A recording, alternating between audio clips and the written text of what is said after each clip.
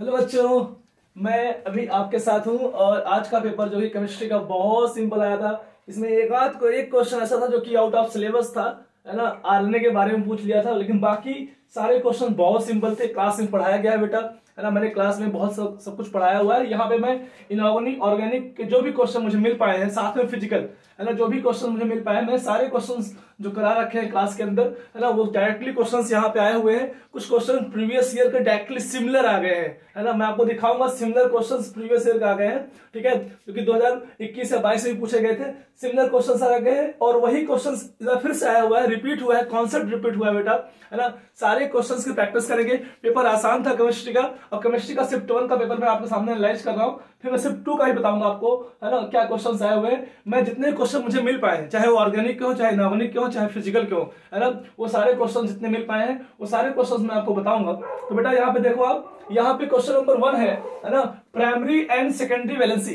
Primary and secondary valency of copper in given compound. In given compound बेटा ऐसे question पता नहीं कितनी बार आ चुके हैं, है ना, पता नहीं कितनी बार क्वेश्चन आ चुके हैं। 2-3 बार रिपीट हो चुका है क्वेश्चन। प्राइमरी और सेकेंडरी वैलेंसी निकालो, है ना, कोचिंग में प्रैक्टिस भी करा चुके हैं टीचर्स। तो यहाँ पे देखो आप, तो कॉपर की प्राइमरी और सेकेंडरी वैलेंसी। तो बेटा बताओ प्राइमरी वैलेंसी होती क्या है? प्राइमरी वैलेंसी होती क्या है बताओ? प्राइमरी वैलेंसी क्या थी? Oxidation number. बोलो क्या था? Oxidation number. और सेकेंडरी वैलेंसी क्या थी? प्राइमरी वैलेंसी थी ऑक्सीडेशन नंबर, सेकेंडरी क्या था? Coordination number. तो बताओ फटाफट, जल्दी से बताओ यहाँ पे। तो यहाँ बेटा क्या होगा? प्राइमरी वैलेंसी, पहले सेकेंडरी बता दो। सेकेंडरी देख बता दो कितना है, कितने लिगेंड्स हैं यहाँ पे? 4 NH3 है, 2 Cl2। तो क्या हो जाएगा बताओ यहाँ पे? तो यहाँ पे बेटा अगर ऐसा है ना, कितना दिख रहा है आपको? 4 और 2 सारे मोनोडेंटेड लिगेंड्स हैं, सारे मोनोडेंटेड लिगेंड्स हैं। तो बताओ कितना है कोऑर्डिनेशन नंबर? कितना है कोऑर्डिनेशन नंबर आपका जो सेकेंडरी वैलेंसी है? सेकेंडरी वैलेंसी तो देख के बता दोगे आप, कितना है? 6। बोलो है क्या? है कि नहीं? सेकेंडरी वैलेंसी आपकी 6 हो गई। अब बताओ सेंट्रल एटम के ऊपर चार्ज कितना है? जो आपका क्या है? Oxidation state. ऑक्सीजन स्टेट निकाल लो। तो ऑक्सीजन स्टेट निकाल लो, यहाँ बेटा कितना हो जाएगा? ऑक्सीजन स्टेट आप निकालोगे, कितना निकाल लोगे? मान लो किसका? इसका x मान लो। NH3 कितना होता है? 0। Cl कितना होता है? कितने Cl है? 2 Cl और 1 Cl, कितने हो गए? 3 Cl, कितने हो गए? -3 is equal to net charge कितना है? 0। यहां सॉल्व करो, x की वैल्यू कितनी आ गई? 3। तो आपका जो यहाँ पे कॉपर है, ये प्रेजेंट कितने पे है? +3 पे बेटा। कितने प्रेजेंट है? +3 पे। अगर कॉपर यहाँ पे +3 प्रेजेंट है, तो यहाँ बताओ, यहाँ पर आपके यहाँ पे जो वैलेंसी आएगी कितनी आएगी? आपकी +3 आएगी। तो प्राइमरी वैलेंसी कितनी होगी आपकी? यहाँ पे +3 हो गई, है ना। प्राइमरी कितनी होगी आपकी? +3 हो गई। तो बेटा आप यहाँ पे, है ना, ध्यान रखना है कि किस तरह से आपको निकालना है ना। हो सकता है कि दो क्वेश्चंस में एग्जैक्ट क्वेश्चंस तो नहीं होंगे, लेकिन सिमिलर जो क्वेश्चंस आपके डाटाबेस से, मेमोरी से मिले हैं बच्चों से, वही क्वेश्चन से आपको सामने डिस्कस कर रहा हूं, ठीक है ना। तो आप बताओ यहाँ पे, आसान क्वेश्चन था एकदम। सेकेंडरी वैलेंसी, प्राइमरी वैलेंसी, इस टाइप का क्वेश्चन आया हुआ है। इस टाइप के क्वेश्चन कितने आसानी से आप कर सकते हो, ठीक है ना, क्लास में कराया गया है। बताओ मैग्नेट, एक क्वेश्चन ये देखो, मैग्नेटिक मूवमेंट। ऐसे क्वेश्चंस मैंने एटॉमिक स्ट्रक्चर में भी कराए हैं, और ऐसे क्वेश्चंस आप मैग्नेटिक मूवमेंट का आप डायरेक्टली कहां किए होगी? कोऑर्डिनेशन कंपाउंड में। कोऑर्डिनेशन कंपाउंड में भी क्वेश्चन कराए जाते हैं ऐसे कि मैग्नेटिक मूवमेंट अगर इतना है तो आयंस क्या होंगे। आप बताओ मैग्नेटिक मूवमेंट का फॉर्मूला बताओ क्या था? मीन इक्वल टू कितना था? रूट में n इंटू n+2bm। याद है? n क्या था? Number of unpaired electron, number of unpaired electron. अब देखो बेटा एक बात बताओ, मैंने ये ट्रिक आप जानते होगे, अगर आप ट्रिक नहीं जानते तो भी आप देख लो कि जितना यहाँ पे नंबर आता है 3.8 है, तो इसमें कितने अनपेयर्ड रहे होंगे? 3 रहे होंगे। अगर यहीं पे 5 पॉइंट समथिंग होता तो कितने अनपेयर्ड आते? 5 आते। अगर यही 1 पॉइंट समथिंग आता कितने अनपेयर्ड आते? 1 आता, ठीक है ना। तो एक ट्रिक तो हिंट मिल गया है कि क्या होना चाहिए था? अनपेयर्ड कितने होना चाहिए थे? 3। अब आप चेक करो किसमें अनपेयर्ड 3 है ना। इसके तो स्कैंडियम 3+ कितना होगा? यहाँ पे होगा 4s0 3d0। बोलो हो गया? क्योंकि 4s2 था, 2 निकाल दिया, 3d1 था, वो भी निकाल दिया, तो कितना बचा? तो यहाँ पे d में कोई इलेक्ट्रॉन नहीं है, s में कोई इलेक्ट्रॉन नहीं है, तो कितने अनपेयर्ड है? 0 अनपेयर्ड है। तो यहाँ पे कितना आएगा? 0 मैग्नेटिक मूवमेंट आएगा, ठीक है। अगर टाइटेनियम की बात किया जाए तो यहाँ कितना होगा? 4s0 हो जाएगा, और 3d कितना बचेगा? 3d कितना बचेगा? आओ यहाँ पे 3d आपका 2 बचेगा। तो 2 बचेगा तो 2 तो आंसर होगा नहीं, क्योंकि 2 को रखोगे यहाँ से कितना आएगा? यहाँ से 2 पॉइंट समथिंग आएगा, 3 पॉइंट समथिंग नहीं आएगा, ठीक है। और ये ट्रिक को ध्यान रखना है। तो जितना यहाँ पे लिखा जाता है यही आपका क्या होता है? अनपेयर्ड। तो यहाँ देखो वैनेडियम, अगर वैनेडियम की बात किया जाए कितना होता है वैनेडियम? 23 होता है, तो वेनेडियम का 23 एटॉमिक नंबर होता है, तो आप बताओ कितना हो जाएगा, +2 है तो 4s0 and 3d3 कितने अनपेयर्ड है, सारे के सारे क्या है, तीनों कैसे है, अनपेयर्ड है ना, तो क्या आंसर हो जाएगा आपका यहाँ पे वेनेडियम आपका आंसर हो जाएगा। तो बहुत सिंपल क्वेश्चन है बेटा, बहुत सिंपल क्वेश्चन है। अगला क्वेश्चन किसका है, मेटलर्जी का।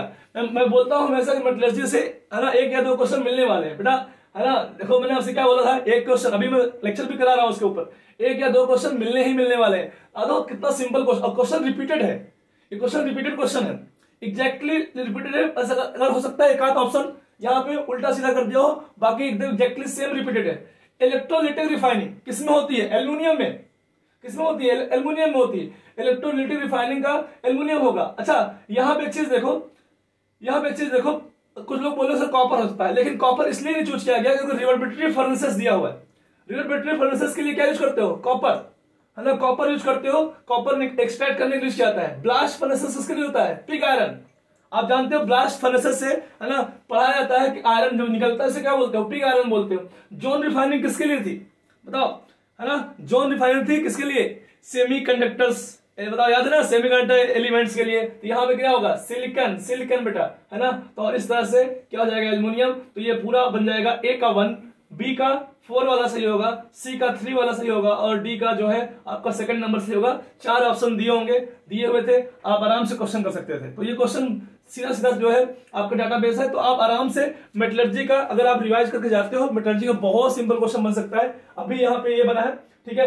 अच्छा इसमें एक चीज और देखो, calculate number of unpaired electron, calculate number of unpaired electron and number of electron in E orbitals. आप जानते हो ई ऑर्बिटल, T2 ऑर्बिटल्स जब स्प्लिटिंग होती है, तो ये है ना कोऑर्डिनेशन में सीएफटी पढ़ाया था। सीएफटी जब पढ़ाते हैं बेटा, सीएफटी पढ़ाते हैं तो यहाँ पर आपको जो है आपको मालूम चलता है ई ऑर्बिटल में कितने इलेक्ट्रॉन्स आएंगे, ठीक है। कैसे करेंगे, कोबाल्ट का ऑक्सीजन स्टेट निकालो, कितना आएगा, कोबाल्ट का ऑक्सीजन स्टेट अगर निकालूं तो कोबाल्ट में कितना आएगा बेटा, कोबाल्ट में आपका आएगा, कोबाल्ट में आपका आएगा +2।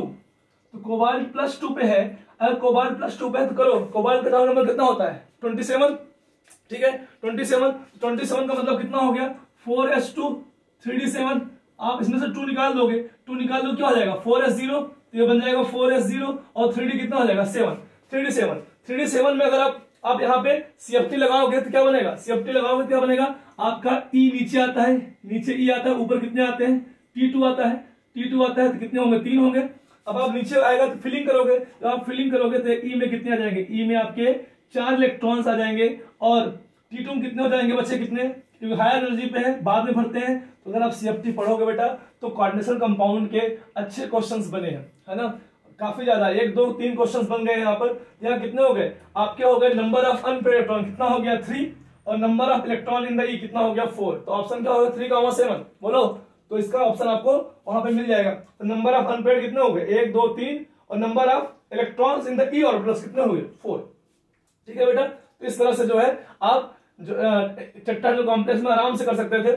Correct statement about the freons, freons में करेक्ट स्टेटमेंट क्या होगा, फ्रियोन्स कहां पढ़ते हो बताओ, फ्रियोन्स कहां पढ़ते हो, फ्रियोन्स बेटा ये आपको याद होगा, फ्रियोन्स जो क्लोरोफ्लोरोकार्बन हुआ करते थे, है ना, उसको कंबाइनली क्या बोलते हैं, फ्रियोन्स बनते हैं। ये कहां लिखा हुआ है, ये प्रॉपर जो है आपके हैलाइड चैप्टर का यूजेस में लिखा हुआ है, कि एनसीईआरटी में जो यूजेज ऑफ हैलाइड्स है ना, वहां पे लिखा हुआ है फ्रियोन्स, फ्रियोन्स के बारे में लिखा हुआ है, जाके पढ़ना है। जब बच्चों को अगर बाद में इसको एनालाइज करना है, जाके पढ़ना है। तो फ्रियोन्स जो होता है वो क्या होता है, क्लोरोफ्लोरोकार्बन कंपाउंड होते हैं। तो ऑप्शन क्या हो गया, है ना, क्लोरोफ्लोरोकार्बन कंपाउंड। और ये फ्रियोन्स वर्ड और कहां पे आया होगा, आप जानते हो किसमें, इन्वायरमेंटल केमिस्ट्री में भी आया होगा, इन्वायरमेंटल केमिस्ट्री में भी फ्रियोन्स वर्ड आया होगा, ठीक है ना। तो ये 2 जगह पे आपको मिल जाता है, कि तो आपके यूजेस में, हैलाइड्स यूजेस में, क्योंकि फ्रियोन्स जो होते हैं, क्लोरोफ्लोरोकार्बन होते हैं, ये ओजोन डिप्लेशन में काम आते हैं, ठीक है। बाकी जो ऑप्शन लिखे हैं गलत है, ठीक है। Cancer treatment, organic compound, toxic organic compound, toxic नहीं, फ्लेमेबल नहीं है। फ्लेमेबल होता तो क्या होता, आपका फ्रिज क्या होता, वही जल जाता है कि नहीं। तो फ्रिज ऐसे से पहले निकलते थे, बाद में उनको बैन कर दिया गया क्लोरोफ्लोरो को, है कि नहीं। तो ये चीज है। अब देखो कुछ क्वेश्चन और क्वेश्चंस हैं अभी, फिजिकल पूरी तरह से मैंने उस पर नहीं बताया है। अब देखो यहाँ पे, यहाँ अच्छा देखो, यहाँ पर एक क्वेश्चन अभी हम और करेंगे, अभी 5 क्वेश्चंस किए हैं। लगभग जितने क्वेश्चन मुझे मिल पाए वो सारे क्वेश्चन मैं आपको डिस्कस करने वाला हूँ यहाँ पर, ठीक है। एक क्वेश्चन आपका यहाँ पे लास्ट तक देखना आप इस वीडियो को। एक क्वेश्चन है ना, आयनिक इक्विलिब्रियम पे आया हुआ। बहुत सिंपल क्वेश्चन क्लास का कराया हुआ, डायरेक्ट फार्मूला बेस क्वेश्चन बेटा आयनिक इक्विलिब्रियम का। क्वेश्चन क्या है, क्वेश्चन ये है आयनिक इक्विलिब्रियम का 25 ml बफर सोल्यूशन पढ़ाया हुआ है। मैंने कहा था बफर सोल्यूशन डायरेक्ट क्वेश्चन कैसे बनते हैं, इनडायरेक्ट कैसे बनते हैं, प्रिपेयर्ड मैंने सारा एनालाइज करके बनवाया हुआ है, क्लास में पढ़ाया हुआ है बेटा आपको, है ना। यहां पर देखो mixing of CH3 COOH of concentration कितना दिया है 0.1 m। बेटा ये सारे क्वेश्चन जो है ना, जो आपके क्वेश्चन यहाँ है ना, ये सारे के सारे क्वेश्चन कहीं ना कहीं क्लास में रूम में कराया गया बेटा, डायरेक्टली क्वेश्चंस आए हुए हैं, ठीक है। तो यहाँ पर आपको बस जो है थोड़ी चीजें एक्स्ट्रा एफर्ट, आपको एनसीईआरटी थोड़ा पढ़ना होता है ना। अब ये क्वेश्चन देखो आप, ये क्वेश्चन डायरेक्टली आपको मैंने क्लास में कराया है, फार्मूला बेस्ड क्वेश्चन है, डायरेक्ट क्वेश्चन बफर का फार्मूला बेस्ड। इफ पीएच, जो कि आयनिक थोड़ा टफ लगता है कि आयनिक टफ है, लेकिन आयनिक के क्वेश्चन देखो आप कितने खूबसूरत है, अरे कब भैया है कि नहीं, समझो कि नहीं समझो, बोलो समझो कि ना समझो बेटा। इस 5 कितना फार्मूला बेस्ड क्वेश्चन है, बोलते हैं जबकि बेटा फार्मूला बेस्ड क्वेश्चन आएगा, डायरेक्ट क्वेश्चन आएंगे, है ना, तो सुना करो ध्यान से, ठीक है। देखो डायरेक्ट क्वेश्चन आया, देन pKa पूछ लिया, pKa of CH3 COOH, pKa पूछ लिया। अगर कोई प्रैक्टिस किया होगा ना, आप आराम से देखो, बताओ यहां से पीएच का फार्मूला क्या होता है बफर का, एसिडिक बफर का, याद है आपको, क्लास में लिखाया गया है ना बेटो, डायरेक्ट क्वेश्चन है बेटा। बोलो भैया, बोलो क्या हो जाएगा, log salt divide by acid, याद है ये फार्मूला, आपको याद है, सॉल्ट बाई एसिड। पीएच कितना दिया है 5, बस इस फार्मूले में रख दो बेटा, इस फार्मूले में रखोगे तो पीएच आपका कितना आ जाएगा, पीएच आपका आ जाएगा, पीएच आपका दिया हुआ है, कितना दिया हुआ है 5, है ना। पीके आपको निकालना है ना,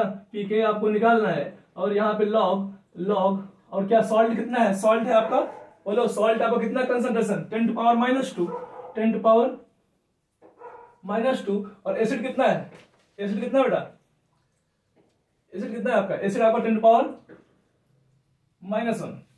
बताओ यहां से क्या आ जाएगा, यहां से बन जाएगा pKa plus log 10 to power -1, और ये आ जाएगा 5, तो pKa की वैल्यू कितनी हो जाएगी, आप जानते हो, लॉग 10 टू पावर -1 कितना आएगा, -1 आएगा, है ना। जब -1 आएगा, क्योंकि पावर -1 है, यहाँ पे आएगा, क्या हो जाएगा, -1 हो जाएगा, और ये जैसे -1 हो जाएगा, इस साइड कितना हो जाएगा 5 + 1, तो कितना हो जाएगा 6, तो pKa की वैल्यू कितनी आ गई 6। कितना आसान क्वेश्चन बेटा, डायरेक्ट फार्मूला बेस है। कितना डरते हैं कि आने इक्विलिब्रियम क्वेश्चन टफ आएगा, हमने बताया हुआ है कि डायरेक्ट फार्मूला कि जिसमें आपको सॉल्ट और आपके एसिड डायरेक्टली कंसंट्रेशन दे दिए जाएंगे, और फिर बफर का पीएच पूछ लेगा, पीके दिया होगा, चलो यहाँ पीएच दे दिया, और क्या पूछ लिया, पीके पूछ लिया, इतना संदर्भ किया है, डायरेक्ट फार्मूला बेस्ड क्वेश्चन था, आप आराम से कर सकते थे। इसमें एक इनऑर्गेनिक का एक क्वेश्चन देखो, बहुत प्यारा क्वेश्चन आया इनऑर्गेनिक का, तो ध्यान से देखो बेटा, इनऑर्गेनिक का एक क्वेश्चन है यहाँ पर, है ना। इसका मतलब आपको आइडिया लग गया होगा कि कौन कौन से चैप्टर, कौन कौन से टॉपिक्स जो है कवर कर रहा है एनडीए इस बार, है ना। तो आपको थोड़ा सा वहां पे ध्यान देना है, ठीक है ना। यहां पे क्वेश्चन है विच कैन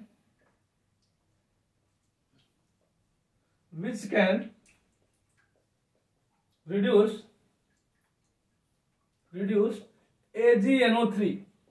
AgNO3 कौन रिड्यूस कर सकता है, 4 ऑप्शन दिए हुए हैं बेटा, है ना। HPO3 बी ऑप्शन दिया है आपका H4P2O7, सी ऑप्शन दिया है H4P2O5, एंड डी ऑप्शन दिया हुआ है आपका H3PO4।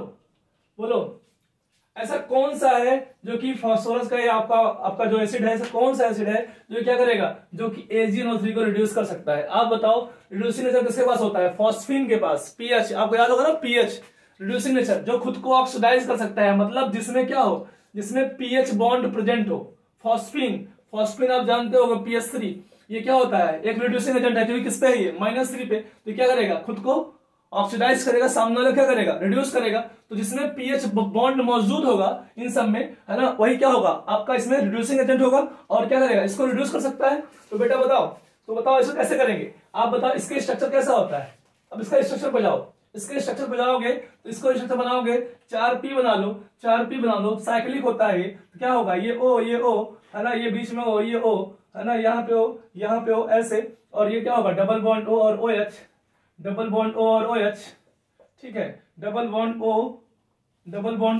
और OH, ठीक है, डबल बॉन्ड O और OH। तो यहाँ पे कहीं पे भी क्या है, डायरेक्टली पीएच बॉन्ड नहीं आया है, फॉस्फीन वाला पीएच वाला बॉन्ड नहीं आया है, इसका मतलब ये रिड्यूस नहीं करेगा, इसमें रिड्यूसिंग एजेंट पार्ट बात है ही नहीं, है कि नहीं, बोलो भैया, बोलो है कि नहीं। अब बताओ, इसको बनाओ जल्दी से बनाओ, तो ये क्या बन जाएगा, P है ना, single bond O P, double bond O, यहाँ पे क्या आ जाएगा, यहाँ पे आ जाएगा डबल बॉन्ड O, यहाँ आ जाएगा OH, यहाँ आ जाएगा H4, सॉरी यहाँ पे क्या आ जाएगा OH, यहाँ डबल बॉन्ड O, ये OH और ये OH, क्या हो गया क्या, देखो H4 है ना, कितना हो गया 7। बताओ कहीं पे भी क्या आया, कहीं पे पीएच आया क्या, कहीं पीएच नहीं आया। इसको बनाओ, सिंपल है, जल्दी से बनाओ, P4 क्या आ जाएगा, P4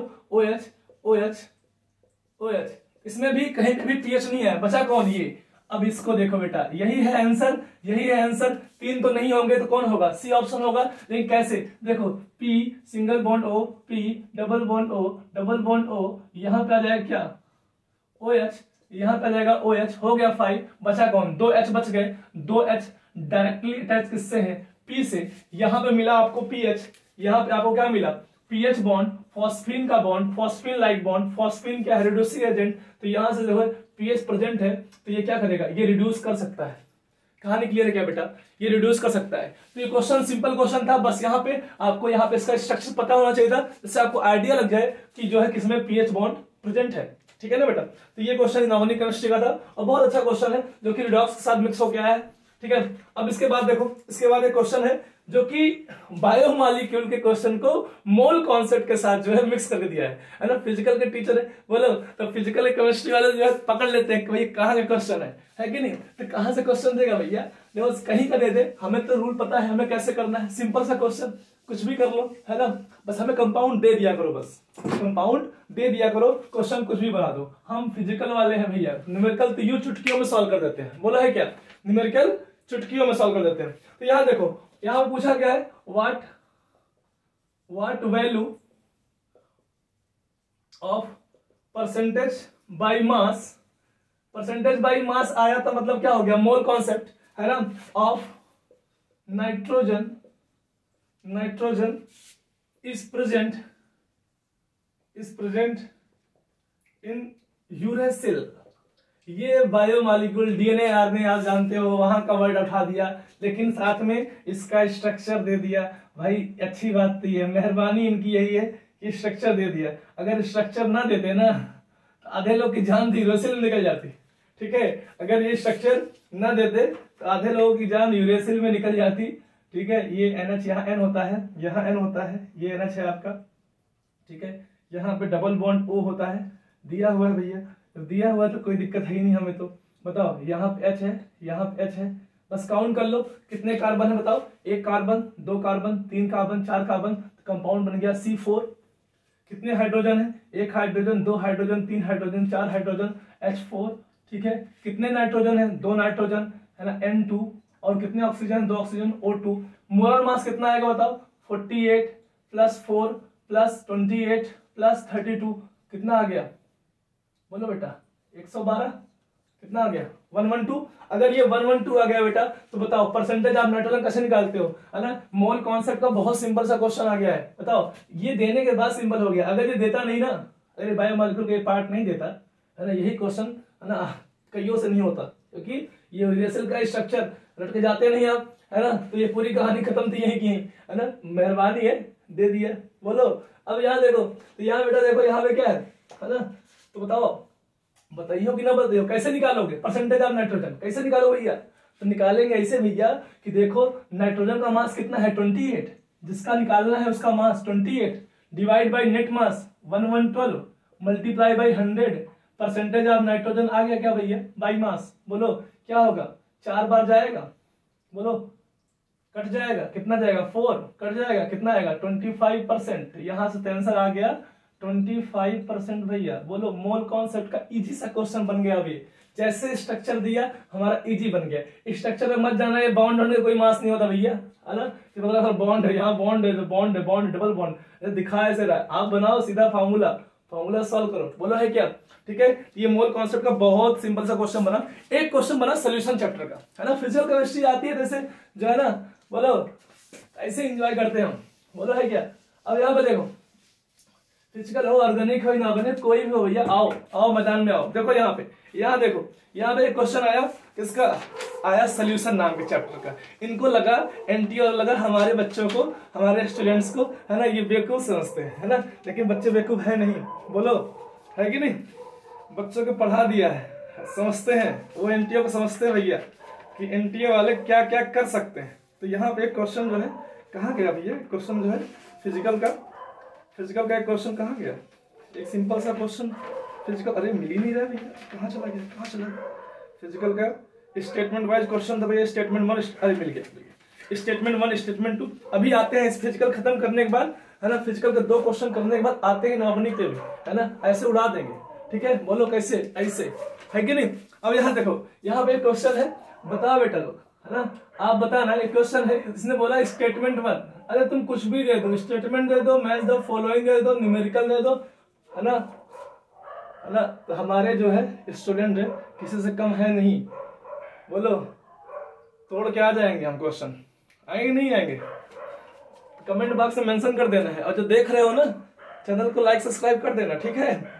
ऐसे देख के भाग मत जाना। यहाँ देखो, द फ्रीजिंग पॉइंट, हाँ पता लगा मजा तो ले लिए और फिर क्या हुआ, भाग गए मजा लेके। फ्रीजिंग पॉइंट, सिंपल सा क्वेश्चन है सोल्यूशन चैप्टर का। The freezing point of the solution, है ना, डिक्रीजेस